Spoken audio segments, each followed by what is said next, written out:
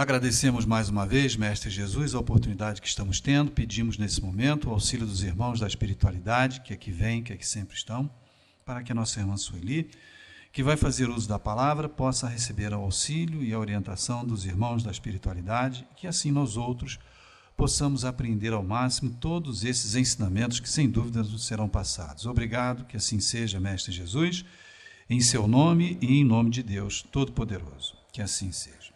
Sueli dando sequência, então, a relações simpáticas e antipáticas dos espíritos, as metades eternas. Sueli. Boa tarde para todos nós. Vamos continuar aqui o nosso estudo. E nós paramos aqui nesse item, né? Nessa questão aqui de O Livro dos Espíritos, sobre as almas que devem unir-se. Pelo menos alguns autores defendem essa teoria, e não só dentro da doutrina, quanto também fora dela, em algumas filosofias esotéricas, algumas coisas assim. Inclusive, eu não sei se vocês estão lembrados, teve uma cena assim, na novela A Viagem. Quem assistiu essa novela, ela até foi reprisada e tudo, foi uma novela bonita. Ela mostrou a questão da inferioridade ainda da alma, da obsessão, né, do acesso que os espíritos inferiores têm sobre nós por conta das nossas fragilidades e inferioridades. Então, ela mostra bastante coisa dentro da doutrina. Mostra, mas a autora, ela na época, ela deu uma entrevista dizendo que ela não tem comprometimento com o espiritismo, ela não é espírita e ela não tem comprometimento com a doutrina, que algumas coisas não têm absolutamente nada a ver, inclusive, né? Ela mesma, na entrevista que ela falou, ela até disse sobre isso. Ela falou: a cena final é uma cena que não tem comprometimento com a doutrina, nós sabemos disso e tudo, porque, claro, ela não foi nem questionada a respeito, é apenas uma novela, né? Assim como alguns romances e até muitas psicografias, né, que a gente sabe que tem, e assim, endossada pela FEB, né, falando sobre isso. Falamos aqui, inclusive, sobre um livro bastante conhecido, bastante consultado e lido por todos, que é O Consolador, né? Foi psicografado pelo Chico, e ele, eu não sei se ele é só do Emmanuel, só tem o André Luiz também, eu não me lembro disso. Mas esse item é dele, né, do Emmanuel, e eu até comentei com vocês que ele foi questionado a respeito, porque ele defende essa questão das metades eternas, né? Ele defende isso. Então, a FEB questionou, né, pediu ao Chico, lógico, né, que não seria a FEB a fazer isso, pediu ao Chico que questionasse o autor,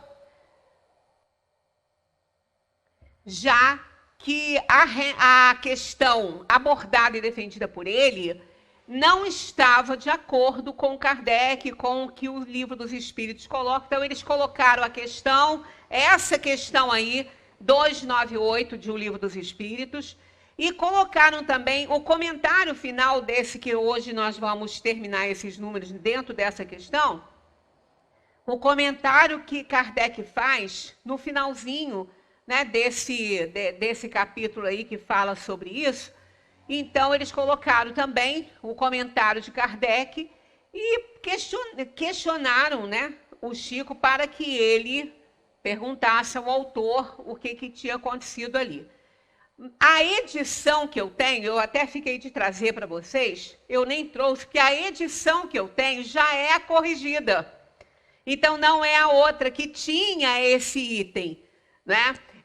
Inclusive, se eu não me engano, é na questão 184, que não foi nem aquela que ele respondeu, ele fala alguma coisa a respeito disso, mas ela já está de acordo com a resposta que ele deu, ela já está corrigida.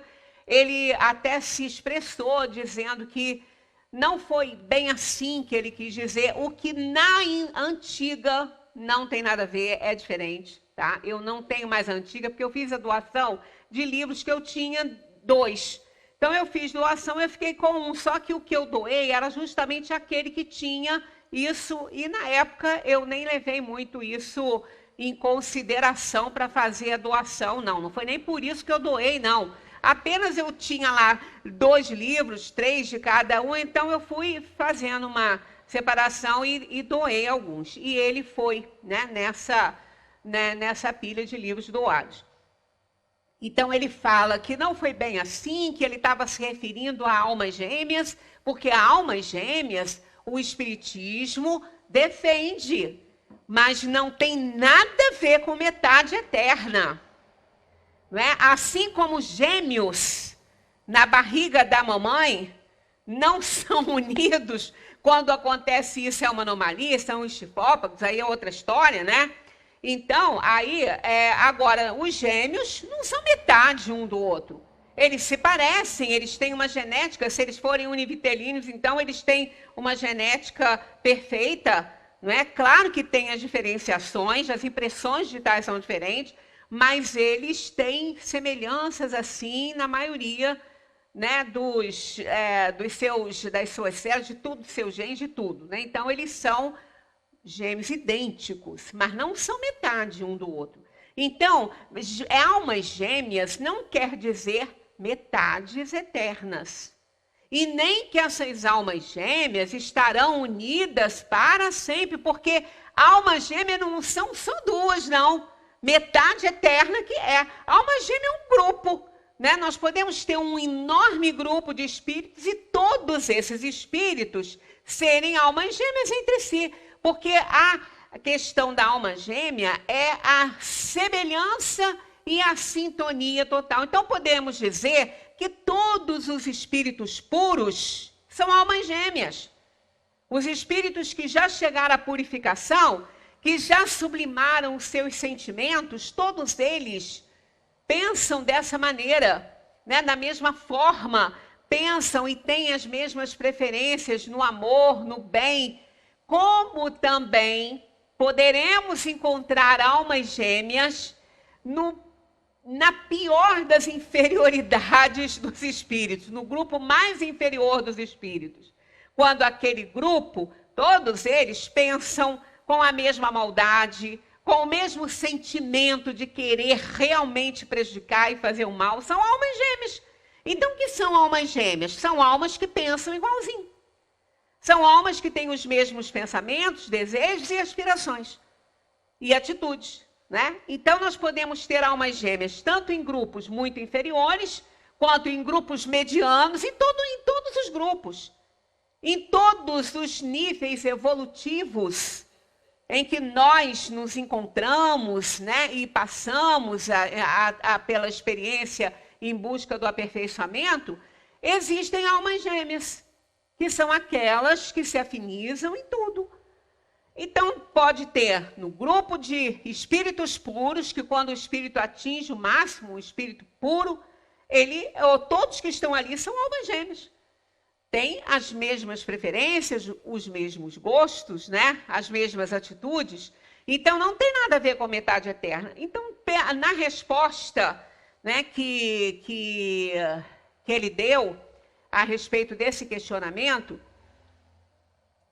ele envolve essa questão, dizendo que pode ter havido problema de filtragem mediúnica, né? O que a gente não vai questionar nada disso aqui, que esse não é o nosso objetivo aqui, e sim estudar o que Kardec tem a nos dizer, mas eu fiz esse parênteses para justificar, mais uma vez, entre tantas outras oportunidades que já tivemos de fazer isso, mostrar que primeiro nós temos que estudar a codificação kardeciana, porque foi ali que os espíritos, que Kardec colocou o pensamento dos espíritos a respeito da vida no além-túmulo, do mundo que existe, além do que os nossos olhos da matéria podem alcançar, quer dizer, a vida na dimensão espiritual, que é a vida verdadeira. Então, tudo que acontece. Agora, quando a gente fala que tudo que foge a essa questão dos ensinamentos dos espíritos, dentro da obra de Kardec, não deve ser levado em consideração por conta de ter sido a opinião daquele espírito em particular. Porque vocês poderiam se perguntar, mas por que os espíritos que ditaram para Kardec estão certos e esse outro não está? Por qual é, né, a razão para que eu fique com os espíritos que ditaram a codificação e não com esses, que é um espírito também muito iluminado e tal, que é o que as pessoas nos perguntam. Ele é um só. É a opinião dele. E o que está aqui dentro não é a opinião de um espírito. É um grupo de espíritos que se intitulam Espíritos da Verdade. Kardec, quando perguntou com quem ele estava falando, eles disseram, só precisa saber que somos espíritos da verdade.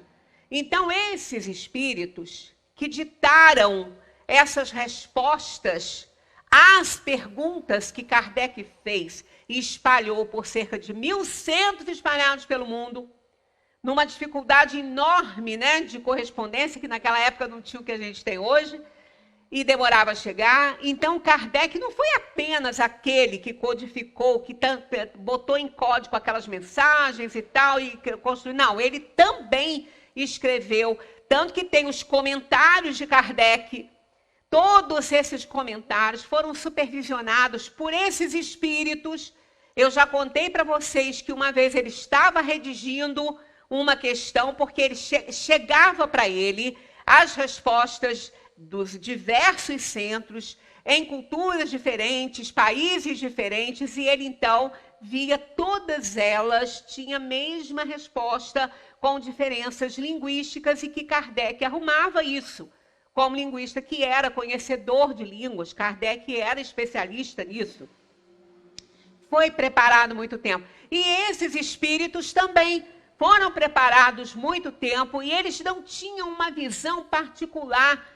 Não era uma visão individual, era do grupo, conhecimento, eles foram preparados para isso. Então, não era de um espírito só. Tanto que todas as respostas que foram lançadas por cerca de 1.100 espalhados pelo mundo, esses mesmos espíritos responderam a todas elas. Eles foram preparados para isso, né? Mas não, é uma equipe enorme, não é um espírito. E há uma conformidade com isso. Isso, no meio científico, se chama análise dos pares, que acontece na ciência até hoje. Quando um cientista descobre uma coisa, um remédio, a cura de uma doença, né, o que for, ele tem que publicar o seu estudo numa revista científica de circulação internacional, de nome, né, renomada, para que todos os cientistas do mundo que quiserem e tiverem interesse naquilo ali possam fazer a mesma experiência e encontrar os mesmos resultados. Aí tem valor científico, aquilo ali é validado pela ciência. Isso é análise dos pares. Então, todos eles vão fazer, se chegarem à mesma conclusão, realmente foi isso que Kardec fez. Espalhou por cerca de 1.100 pelo mundo. Isso está na introdução de O Livro dos Espíritos. E aí as respostas chegavam iguais, só com diferenças linguísticas, e que ele resolvia muito bem. Então, quando ele estava fazendo comentários a respeito daquilo ali, tornando mais fácil para a gente entender que esse é o grande objetivo, que a gente entenda a doutrina, então ele começou a ouvir barulhos, muito barulho dentro do cômodo em que ele se encontrava, do seu escritório, fazendo esse trabalho, e ele então não conseguiu continuar. Esperou que no dia seguinte, durante a reunião na Sociedade Espírita de Paris, ele então questionaria os espíritos através daqueles médiuns, a maioria muito jovem, né? Eram meninas, eram jovens. Então ele questionaria os espíritos o que estava acontecendo. Aí um deles trouxe a resposta de Kardec: você precisa rever o que você estava escrevendo, porque não está certo. Então, olha só como que ele foi supervisionado. Então, Kardec, todo o tempo, foi muito fiel àquela revelação dos espíritos. Isso deu esse caráter de universalidade e veracidade à doutrina que ele trazia. O que não acontece com as psicografias individualizadas, porque é a mensagem dele, daquele espírito, que no caso ali foi Emmanuel, foi a ideia dele, foi o modo dele ver. Ah, ele está errado? Não é essa a nossa questão. Né? Nós não estamos aqui nem para discutir isso. A gente está aqui para mostrar que não estava de acordo com a doutrina dos espíritos e que naquela versão que eu tinha do livro antigo estava bem claro sobre essa questão de metades eternas, que depois ele acabou falando que ele se reservava o direito de pensar, não nessa edição que eu tenho, a outra, que ele se reservava o direito de pensar assim, mas que a gente ficasse com Kardec. E nessa outra versão, ele coloca que pode ter acontecido um problema de filtragem mediúnica e que ele estava se referindo a almas gêmeas, não era metades eternas. Então, houve aí algumas coisas que não interessa para a gente aqui no nosso momento. O que eu quero deixar bem claro, é a resposta dos espíritos a essa questão aí, que a gente leu e vamos reler para dar continuidade. As almas que devem unir-se estão predestinadas a essa união desde a sua origem. Isso é importante, desde a sua origem, quer dizer, foi criada uma alma, foi criada outra alma, e essas almas eram a metade uma da outra e elas se uniriam pela eternidade, como aconteceu na cena final daquela novela A Viagem. Quem viu vai lembrar que no final de tudo, a Cristiane Torlone, ela se encontra, né, com o advogado, como é que era o nome dele? Fagundes. Eles se encontram, se abraçam, ficam bem juntinhos, desce uma luz em cima deles e faz a fusão daquelas duas almas. E após isso, eles seguem em direção àquela luz, dando a ideia da metade eterna para a eternidade aí, né? Daquela metade junto para sempre. Então, teve essa cena e muita gente questionou, foi questionar, inclusive a autora falou, não, nada a ver isso aí com a doutrina espírita, não tenho compromisso com a doutrina, apenas gosto, consultei muitas coisas, estão de acordo, mas esse final foi um final que eu escrevi, que eu quis dessa forma. E ela não tinha compromisso com a doutrina, ela podia fazer o que ela bem entendesse na história que ela escreveu, não é? Então, aqui, desde a sua origem, é importante isso na questão, falando sobre isso, e cada um de nós tem, em alguma parte do universo, em alguma parte do universo, todos esses detalhes aí na questão têm que ser considerados, né? A sua metade, a qual um dia se unirá fatalmente, eles logo de cara, não. Encerrado o assunto, não. Né? Não existe união particular e fatal entre duas almas. A união existe entre todos os espíritos, mas em graus diferentes, segundo a ordem que ocupam a perfeição e a perfeição que adquiriram. Quanto mais perfeitos, tanto mais unidos. Da discórdia nascem todos os males humanos. Da concórdia resulta a felicidade completa. Então, o que existem são almas gêmeas, né? Porque a união existe em todos os espíritos, mas em graus diferentes. Então, essa união de almas gêmeas existem todos os graus, desde o espírito mais inferior até o espírito puro. Mas isso vai depender aí, portanto, do nível de evolução de cada um. Na 299, Kardec pergunta: em que sentido se deve entender a palavra metade?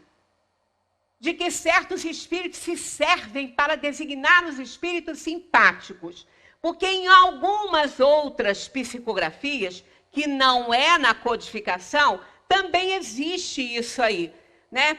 Para significar, né? Para designar a palavra simpático, dizia que era metade. Não, ninguém é a metade do outro porque pensa igual. Isso é uma coisa lógica, não precisa nem muito raciocínio, né? Aí eles respondem: a expressão é inexata. Tá? Olha o in aqui negando a exatidão, né? A expressão é inexata. Se um espírito fosse a metade de outro, uma vez separado, estaria incompleto. Isso não existe, né? Isto não existe. Tanto que quando a gente fala sobre relacionamentos amorosos, né? Namoro, casamento, aquelas coisas. Não, eu preciso encontrar a minha metade para ser feliz. Eu digo, amigo, então não vai ser nunca. Porque você nunca vai encontrar a sua metade. Isso não existe. Não, eu preciso encontrar alguém... Bom, se você quer encontrar alguém que pense como você, que seja aí simpático a você, é outra história. Lá para frente, do Livro dos Espíritos, nós temos uniões antipáticas. Lá para frente, que a gente ainda vai estudar. Aqui são relações no além-túmulo entre espíritos simpáticos e antipáticos, né? É um pouco mais geral. E lá é um pouco mais específico, porque fala de uniões antipáticas. Então, ninguém vai encontrar a sua metade eterna. Para com esse romantismo aí, isso vai atrapalhar só a vida de todo mundo, né? Até porque não existe, ainda mais, gente, ainda mais em plano de provação e expiação. As almas, nos planos de provação e expiação, elas se juntam para resgatar passado delituoso. A maioria dos relacionamentos na Terra, não vamos restringir a casamentos, não. A relacionamentos de uma forma geral. Colegas de trabalho, entre nós aqui nas instituições, né, religiosas, vizinhos, parentes, família, né, de uma maneira geral. Esses espíritos não estão se relacionando por acaso, porque o acaso não existe no reino da inteligência superior. Os relacionamentos, de uma maneira geral, todos eles têm um quê de provação e de expiação. É evidente que existe, que a gente não vai falar que todos são assim, tem um quezinho disso, mas não quer dizer que todos sejam provacionais. Não, a maioria, a grande maioria dos relacionamentos no mundo de inferioridade, que é o mundo de provação e expiação, o próprio nome já fala isso, gente. O próprio nome. Que mundo nós estamos reencarnados? Mundo de provações e expiações. Acabou. Tudo ali é provação e expiação. Nós não estamos encarnados no mundo de regeneração, nem mundo feliz. Somos espíritos inferiores, na terceira ordem. Precisamos domar nossas tendências inferiores de egoísmo, de orgulho, de vaidade, para que as nossas relações além-túmulo sejam melhores, né? Para que as nossas relações futuras em mundos, ainda até de provação e expiação, se for o caso, sejam melhores. Porque não é porque a gente está num mundo de provação e expiação que a gente não pode ter bons relacionamentos. Claro que pode. Eles só não vão ser perfeitos. Eles só não vão ser relacionamentos que de amor intenso, gente, vão ser mar de rosas. Em todos eles, tá? Relacionamento de casamento, familiar, de união de vizinhos, de trabalho, mar de rosas. Todos eles serão mar de rosas. E o que é um mar de rosas? Mar tem tormenta. E rosas têm espinhos. Todos eles, todos os relacionamentos, sejam quais forem, vão exigir a distância de segurança. Estão lembrados da historinha dos porcos espinhos na era glacial? Eles sentiam muito frio e morriam de frio. Então eles começaram a se juntar, ficar muito pertinho um do outro, para ficarem mais aquecidos. Mas o espinho de um feria o outro.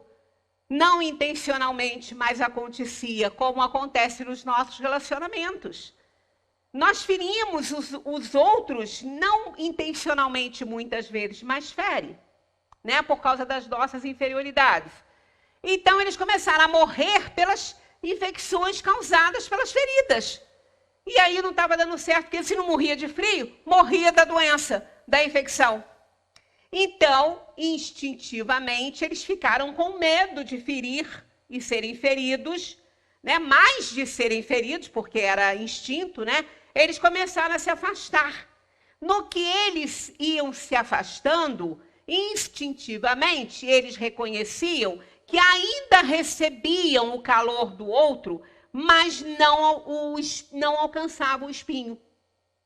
Então, eles ficavam nessa situação, na distância de segurança, para que não fossem feridos pelos outros, mas o suficiente para serem aquecidos. Isso é uma lição imensa para os nossos relacionamentos, todos eles.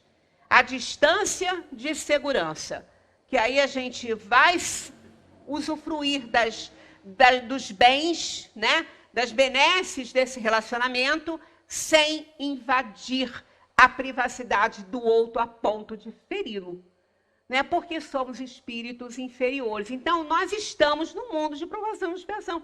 Então, é óbvio que nós não vamos conseguir relacionamentos perfeitos em momento nenhum, nem com os nossos vizinhos, nem com os nossos amores, aqueles que a gente escolheu para dividir, né, o mesmo ambiente na condição de consortes. Eu prefiro esse nome do que conjugados, né? Porque união conjugal dá a impressão que um está sendo subjugado pelo outro, né? Horrível isso. Então, consortes, né? Ainda assim, não é pelo amor que deveria ser. A gente já comentou isso, né? Então, nunca procurem por metades eternas.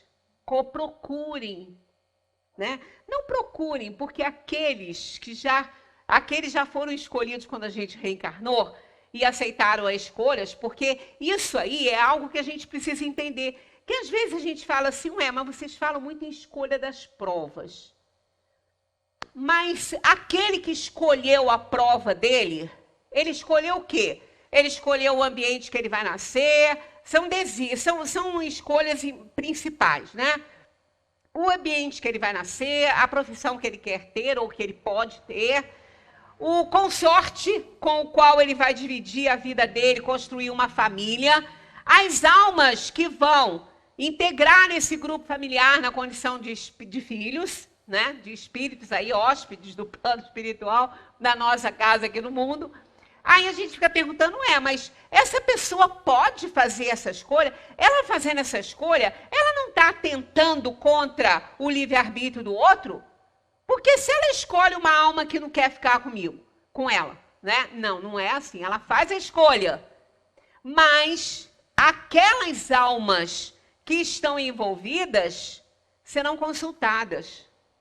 Se elas não optarem por aceitar essa escolha, e se elas aceitarem, elas fizeram a escolha também, não vai rolar, né? A menos que os comprometimentos delas sejam tão grandes que elas sejam obrigadas. Aí é aquela questão compulsória.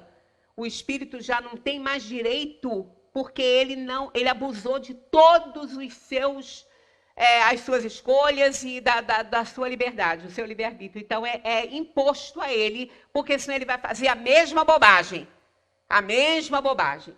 Né? Então, quando o espírito é muito inferiorizado, ele não consegue escolher bem para ele, então o anjo da guarda, a equipe espiritual vai auxiliá-lo. E aí entra aquela questão de uma escolha aí mais que obrigatória para ele, né? Ele tem que aceitar, porque ele não tem condições. Então é nesse termo. Então sempre há o livre-arbítrio, daquele que escolheu e daquele que aceitou. Então, quando essas famílias se formam, quando essa ideia da profissão, ele vai cair num ambiente onde ele vai encontrar outros espíritos naquela profissão, ou parecido, semelhante, isso aí não é por acaso, não, é uma escolha feita e ele vai ter que dar conta muito daquela atitude que ele vai tomar ali. Por isso que o livre-arbítrio, ele funciona na hora de escolher, mas ele não está determinando tudo que vai acontecer aqui, porque tudo que vai acontecer aqui é fruto do livre-arbítrio dele dentro da escolha que ele fez. Então, ele que vai escolher se ele vai fazer, dar conta de tudo direitinho aí, como que ele vai proceder. Por isso que, muitas vezes, nas relações antipáticas, né, quando o espírito é muito antipático ao outro, é muito diferente, tem sintonias diferentes, muitas vezes essa relação não consegue ir a termo por conta da inferioridade dessas almas. Ah, estão condenados, então perderam a encarnação? Não, não perderam, não fizeram o que deviam. Então tem que adiar algumas coisas. Só não vão conseguir se isentar, né? Então, quando a gente chegar lá nessa questão aí das uniões antipáticas, a gente vai falar mais a respeito disso. Então, que fique bem claro que essa questão de metade, a expressão é inexata. Se um espírito fosse a metade do outro, uma vez separado, estaria incompleto. Dois espíritos perfeitamente simpáticos, quando reunidos, ficarão assim pela eternidade? Ou podem separar-se e unir-se a outros espíritos? Né? Olha a questão, né? Dois espíritos perfeitamente simpáticos. Quer dizer, estão no nível de evolução em que eles pensam da mesma maneira, estão na mesma sintonia. Então, esses espíritos, quando reunidos, ficarão assim pela eternidade? Ou podem separar-se e unir-se a outros espíritos? Está aqui. Todos os espíritos são unidos entre si. Somos irmãos. Somos filhos de Deus. Somos criação, né, dessa inteligência suprema, que é a causa primária de todas as coisas. Então, todos os espíritos são unidos entre si. Falo dos que já atingiram a perfeição. Isso aqui é extremamente importante observar. Eles são unidos entre si porque eles já atingiram a perfeição que falei agora mesmo, que os espíritos puros são almas gêmeas. Porque eles pensam da mesma maneira, eles já alcançaram a perfeição. Então, eles são almas gêmeas. Agora, nas esferas inferiores, quando um espírito se eleva, já não tem a mesma simpatia pelos que deixou. Vamos relembrar a conotação de simpatia aqui. Não é que o espírito deixe de amar aquela pessoa. Né? Digamos que dois seres que conseguiram atingir um nível de amor muito bom aqui no plano espiritual, no plano material, mas essa questão do amor não quer dizer que eles estejam no mesmo nível evolutivo. Um espírito pode amar outro espírito aqui na Terra, duas almas aqui na Terra, digamos almas, que é espírito, né? A alma é o espírito encarnado. Então, se a gente está falando de espírito encarnado, então vamos falar alma. Duas almas podem se amar intensamente aqui na Terra, mas elas não terem o mesmo nível evolutivo. Elas não serem nem simpáticas uma à outra no que diz respeito à questão da conotação que os espíritos dão a essa palavra, que é sintonia de pensamento. Quantas pessoas né, às vezes passam pela nossa vida na condição de amigos, de conhecidos e até parentes, essas pessoas se amam e não podem continuar juntas, não podem viver juntas. Muitas vezes se separam. Eu conheço um casal assim que teve que se separar porque não tinha condição de ficar junto. O relacionamento era péssimo e eles se amavam. Eles se amavam, mas eles eram muito diferentes, eles eram antipáticos. Ele estava numa sintonia muito diferente da dela. Então não tinha condição de viver junto. Mas eles se amavam, então eles optaram por se separarem, acabaram com o relacionamento matrimonial, acabaram com isso, tinham filhos, né? Acabaram com esse relacionamento e continuaram como amigos, amigos confidentes, amigos, grandes amigos, porque eles se amavam, mas eles não eram parecidos, eles não tinham nada. Um fazia coisas totalmente reprováveis para o outro e ele não conseguia ficar, né? Então era aquela história, amava, mas não. Aí tem até um texto de... Eu agora não estou me lembrando bem do autor, mas só o amor não basta. E é muito legal esse texto, porque realmente só o amor não basta. Porque se não houver simpatia entre os consortes, o amor não vai segurar. Por quê? Porque não dá para conviver muitas vezes. Não é porque não gosta, ama, mas não dá para conviver. Então é interessante que quando isso aconteceu, eu era amiga dele, não da mulher, mas conhecia. E ele falava para mim, ele falava assim: amo intensamente a minha mulher, mas não tem condição, porque realmente ela merece coisa muito melhor do que eu. Mas ela sabe do amor que eu tenho por ela e eu sei do amor que ela tem por mim.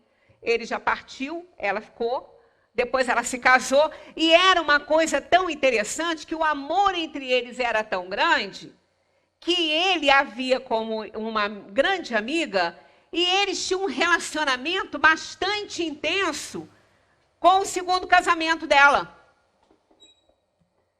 Olha que coisa interessante isso. Eu ainda falei, vocês são um ponto para o meu estudo aí, né? Porque ele tratava tão bem dele, porque ele falou, olha, ele merece ela, eu não merecia. Ele merece. E ele gostava demais dele por causa disso. Então eles viviam numa harmonia, porque eles se amavam.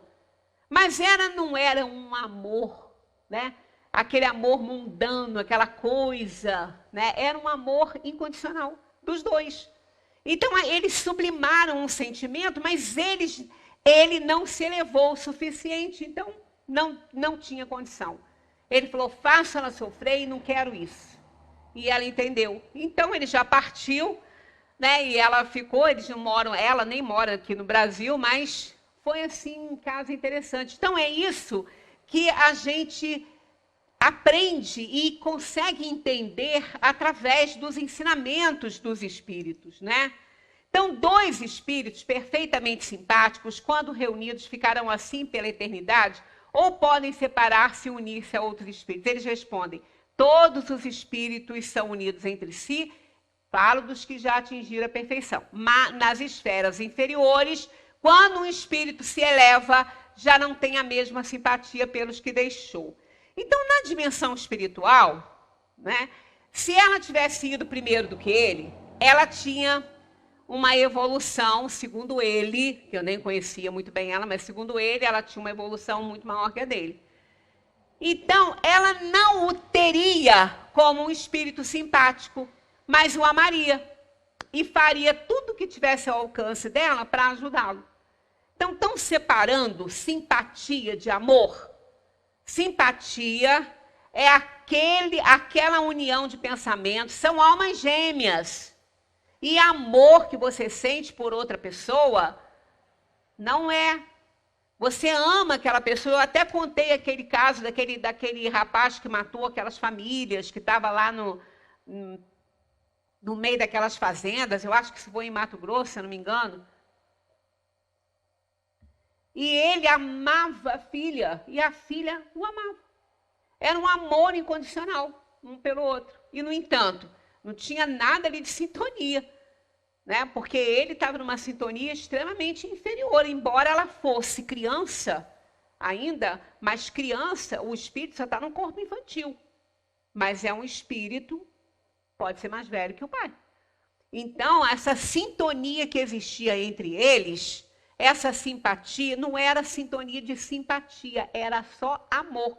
Aqueles espíritos provavelmente já tinham alcançado um nível de amor, mas não conseguiram o mesmo nível de elevação. É o que acontece muitas vezes nas famílias. Quando às vezes o filho acha que a mãe ou o pai não gostam dele.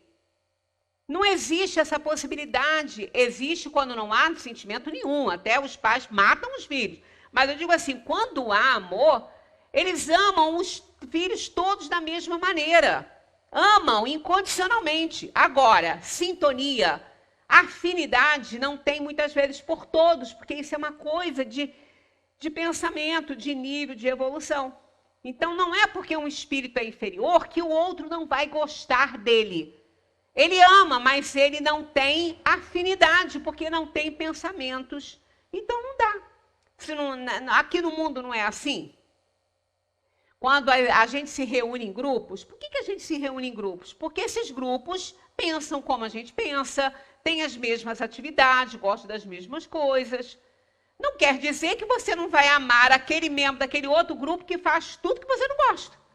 Você ama. Vamos lembrar da frase de Pedro na hora que Jesus foi crucificado. O amor cobre a multidão de pecados. Como eu falei com você, eu demorei muito para entender isso, porque eu estava entendendo de outra forma. Eu estava entendendo que esse cobrir a multidão de pecados era o amor que quem pecou estava sentindo. E não, é o amor que o outro sente por aquele que tem uma multidão de pecados. Que é o caso de Jesus, que sentia um amor incondicional por todos aqueles que tinham aquela multidão de pecados que o levaram lá para a crucificação. Né? Então, o amor cobre isso. Quer dizer, quando você ama alguém, você ajuda, mas não é obrigado a ser conivente e a ter simpatia pelo que essas pessoas fazem, como Jesus não tinha essa simpatia e essa conivência, mas amava todos aqueles que o colocaram lá. Né? Então, é isso que a gente tem que ter em mente, que o amor que a gente sente por alguém não pode interferir, né? Na conivência. É evidente que a gente não vai ser conivente quando ele fizer uma coisa errada, mas você não vai deixar de amá-lo porque ele fez uma coisa errada. Se fosse assim, Deus não nos amaria, né? Nós não seríamos amados por Deus, porque como assim? Né? Como íamos ser amados por Deus se o amor estivesse atrelado às coisas boas? Não, você ama e ponto. Santo Agostinho foi questionado a respeito disso, né? Quando ele falou assim, ama e faça tudo o que quiser. Porque quem ama não vai fazer nada de mal, só vai fazer coisa boa. Aí perguntaram para ele, qual é a medida do amor? Ele falou, a medida do amor é amar sem medida. Então é o amor, pronto, incondicional. E não é quantos pais amam seus filhos e não são coniventes com o que eles fazem? Não têm simpatia por eles, porque não estão sintonizados no mesmo nível, mas amam e fazem tudo o que puderem para ajudar. Então, a gente tem que separar bastante isso aí para a gente não interpretar mal. Por isso está aqui, ó, nas esferas inferiores, quando um espírito se eleva, já não tem a mesma simpatia pelos que deixou, mas tem amor. Não tem a sintonia, porque não pensa igual, mas ama, tá? Para não ficar aí achando que os espíritos vão nos ignorar, né? Que aquela... Imagina uma mãe que ama incondicionalmente o seu filho, mas não tem simpatia nesse sentido de sintonia de pensamentos e semelhança de pensamento. Se ela vai abandonar o seu filho, nunca. Ela vai para a dimensão espiritual e se ela não puder ajudar, ela vai interceder de alguma forma, vai pedir aos espíritos para auxiliá-lo. Mesmo ela sabendo que o filho é um marginal, que é um assassino, ela ama aquele filho mesmo assim. Porque o amor cobre a multidão de pecados. Então ela o ama, só não é conivente. Então ela nunca que ela vai deixar de gostar desse filho, né? Ela não vai poder ficar perto, mas ela nunca vai deixar de gostar. Então são aquelas situações que a gente às vezes encontra em alguns livros, em algumas comunicações assim dos espíritos, que a gente custa entender, mas é assim. Por isso que essa questão de céu e inferno, né? Ela também cai por terra totalmente, de condenação eterna, né? A alma transgressora vai para o inferno, que nem a igreja mais pensa assim, porque não existe isso. O Papa deixou isso bem claro já há um tempo atrás, que não existe inferno, né? E aí o filho não se redime, o filho não se emenda, continua lá fazendo tudo que é bobagem, vai para o inferno quando morrer. E a mãe era virtuosa, vai para o céu. Vocês acham que ela vai ficar lá no céu? Porque se ela é virtuosa, ela pode escolher. Ela pode fazer a escolha dela. E ela vai escolher o quê? Ir para o inferno, ficar lá com o filho dela. Nunca que ela vai ficar no céu e deixar o filho dela sofrendo. Então, isso é a prova de que amor não é sinônimo de simpatia para os espíritos. Né? Simpatia é aquele que pensa igual, e amor é o sentimento por excelência.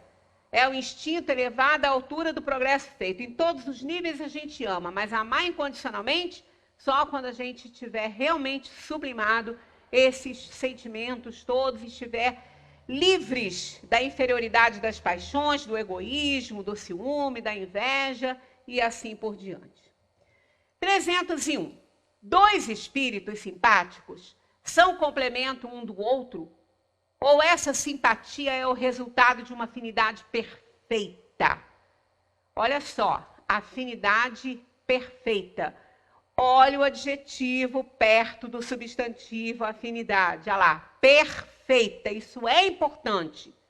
Porque não é o mesmo que falar, é o resultado de uma afinidade. Só que aqui é resultado de uma afinidade perfeita. É o que eles estão perguntando. E eles dizem, o que Kardec perguntou, e eles dizem, a simpatia que atrai um espírito para outro é o resultado da perfeita concordância de suas tendências e seus instintos. Estão vendo? Olha o adjetivo de novo aí, qualificando essa relação. Né? Então, perfeito só assim, tá? Dois espíritos simpáticos são complemento um do outro, ou essa simpatia é o resultado de uma afinidade perfeita? E eles dizem que sim, olha só. A simpatia que atrai um espírito para outro é o resultado da perfeita concordância de suas tendências e seus instintos. Espíritos puros, almas gêmeas, né? Se um devesse completar o outro, perderia a sua individualidade. E nada perde a sua individualidade. Nem as coisas. Nem as coisas. Quando Stephen Hawking falou que o buraco negro absorvia tudo, até a energia, até a luz que entrava ali, se perdia, ele errou. Né? Depois ele consertou. Antes dele partir, ele consertou. Porque tudo que entra no buraco negro não se perde. É expelido do outro lado, transformado sem perder a sua individualidade.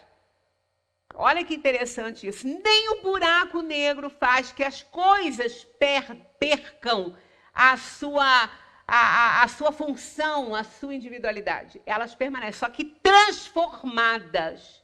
Transformadas. Então, por que nós iríamos perder? Então, não pode existir aquilo que tiraria a nossa individualidade, né? Se um devesse completar o outro, perderia a sua individualidade. Isso nada faz a gente perder, nem o buraco negro, né? A afinidade necessária para a simpatia perfeita, simpatia perfeita. Olha lá de novo o adjetivo.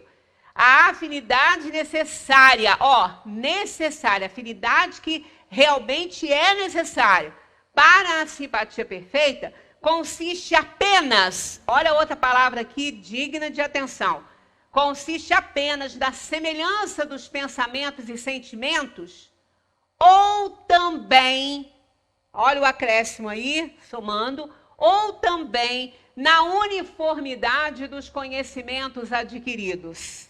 Olha a resposta curta e simples. Na igualdade dos graus de elevação. Então, tudo. É tudo. Para uma simpatia perfeita, há uma necessidade de se ter igualdade dos graus de elevação. Em tudo. Semelhança de pensamentos, sentimentos e uniformidade de conhecimentos adquiridos. Então, isso tudo se soma para que haja uma simpatia perfeita. Os espíritos que hoje não são simpáticos podem sê-lo mais tarde? É muito interessante essa resposta dos espíritos. Sim, todos os serão. Por quê? Todos nós vamos evoluir. Nós fomos criados para a felicidade plena. Nós não fomos criados para ficar sofrendo. Deus não criou nenhum de seus filhos para sofrer. Só que Ele deu a liberdade de ação, Ele deu o livre-arbítrio de presente. Né? Colocou junto com junto com a sua lei escrita na nossa consciência, né? Ele deu essa consciência dessa lei. Então, claro, nós somos responsáveis pelos nossos erros. Então, cabe a cada um de nós fazer a evolução, independentemente do outro. Senão, não seria justo isso, né? Então, todos serão, porque Deus criou todos para a felicidade plena. Não criou nenhum para fazer bobagem, para fazer o mal, para ficar no meio do caminho, para se perder. Tanto que tem a alegoria, nenhuma ovelhinha do rebanho do Pai se perderá. Então, isso é fato.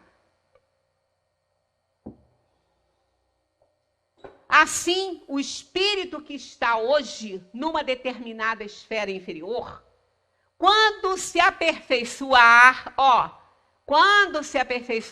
chegará à esfera em que se encontra o outro. O outro está numa esfera superior.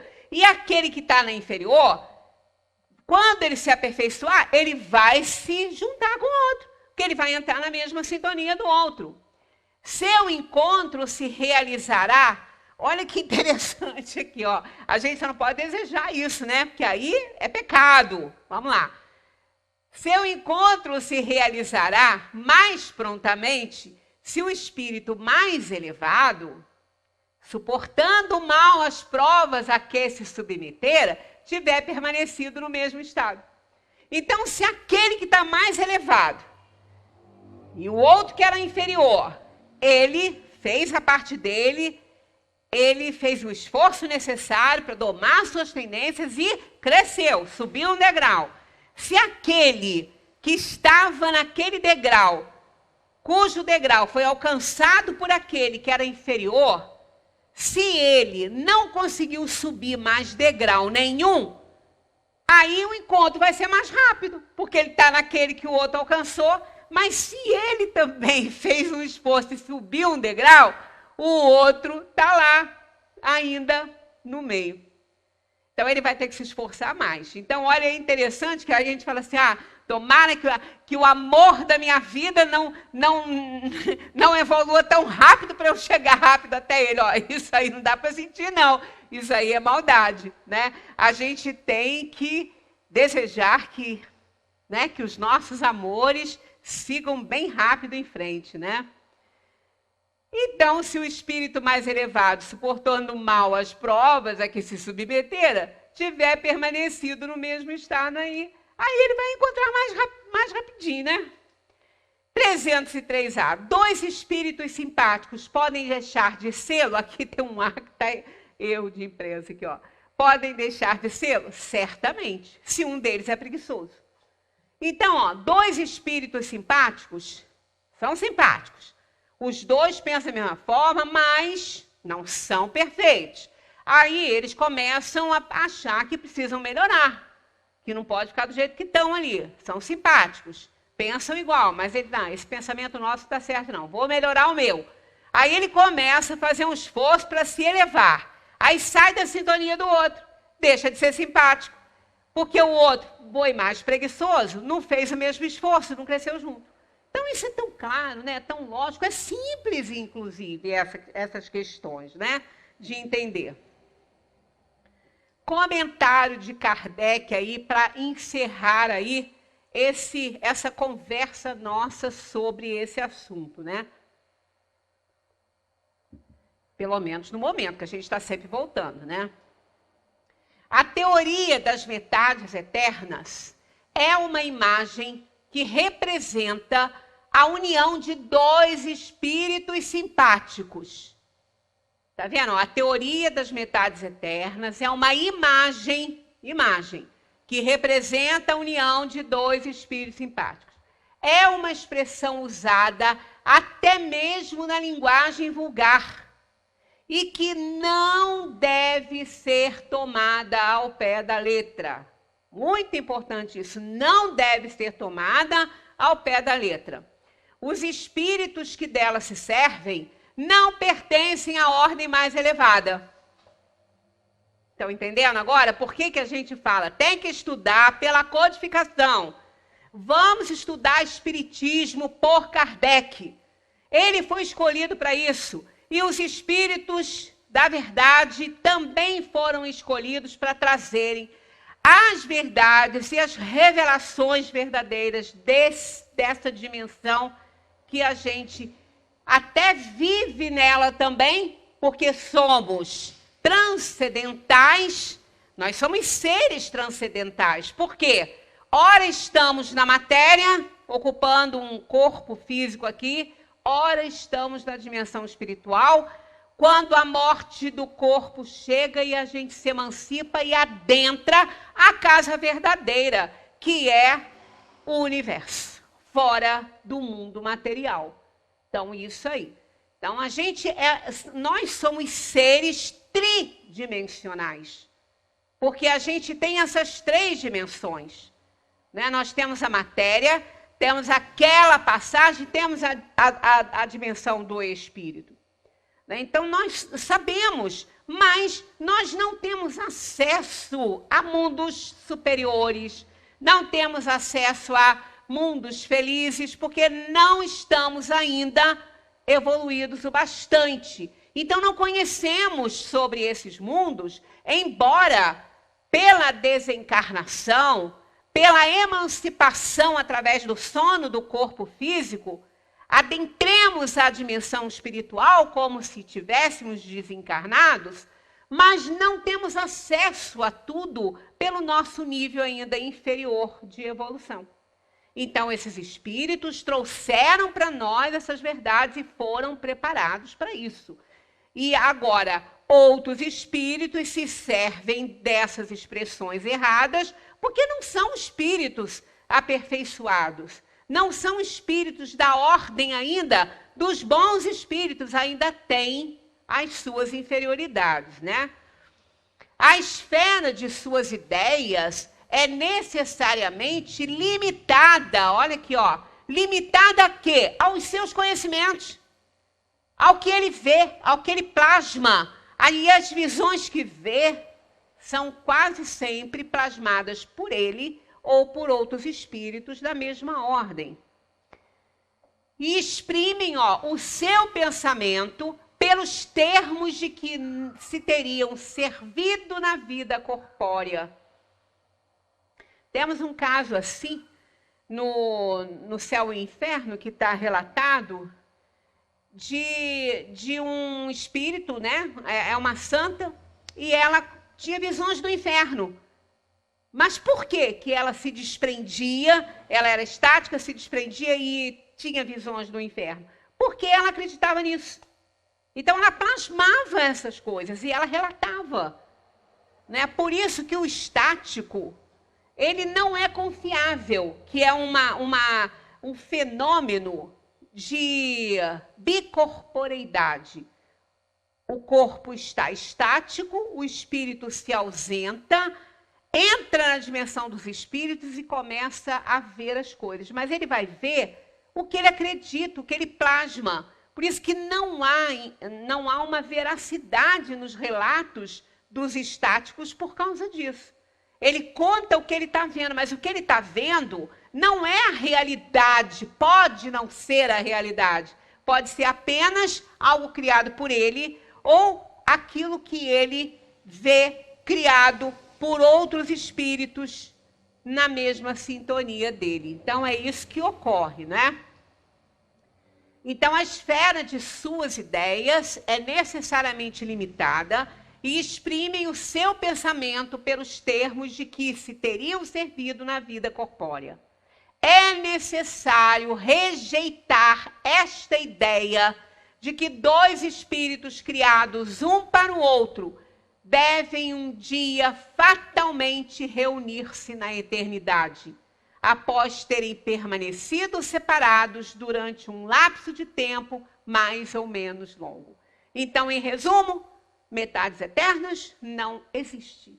Somos espíritos criados por essa inteligência suprema, causa primária de todas as coisas, e somos todos irmãos e estamos todos unidos no mesmo Pai, porque somos filhos do mesmo Pai, separados apenas pelo nível de evolução em que nos encontramos. Quando alcançarmos o mesmo nível evolutivo, seremos espíritos puros, seremos almas gêmeas e amaremos incondicionalmente de acordo com a lei de Deus, né?